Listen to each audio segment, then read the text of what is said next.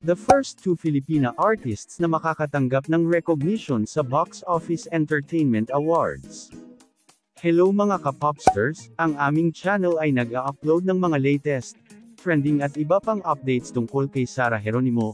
Kung gusto mong nakakapanood nito, please consider to subscribe upang mas updated ka sa mga bago naming videos. Masayang natapos ang successful Mother's Day concert ni Sarah Geronimo and Eric Santos with Mateo Guidicelli sa General Santos for a Night of the Champions last May 11.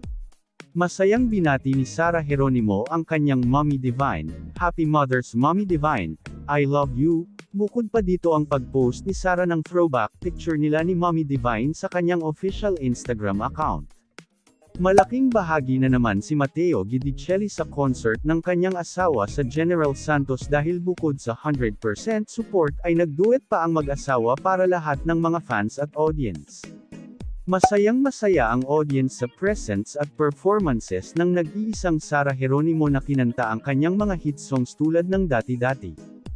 Samantala, sa kauna-unahang pagkakataon ay gagawaran ng award ang first two Filipino artists sa Box Office Entertainment Awards. Gagawaran si Moira de la Torre as Female Recording Artist of the Year at ang nag-iisang Sarah Geronimo para sa Female Concert of the Year na gaganapin sa ibang bansa ngayong Mayo. Ang dalawa ang kauna-unahang Filipina na nakakuha ng award na ito. Masayang masaya si Sarah Geronimo at Moira de la Torre para sa pambihirang recognition na ito ng Box Office Entertainment Organization, patunay na hindi maubos ang humahanga at rumerespeto sa galing at abilidad ng nag-iisang Sarah Geronimo. Kaya naman mas patuloy pa din ang pagbibigay ng popstar ng inspirasyon at entertainment sa lahat ng mga fans. Ano masasabi nyo dito mga ka-popsters? Please hit the like button, share and please consider to subscribe our official YouTube channel para updated ka sa mga latest news tungkol kay Sarah Geronimo.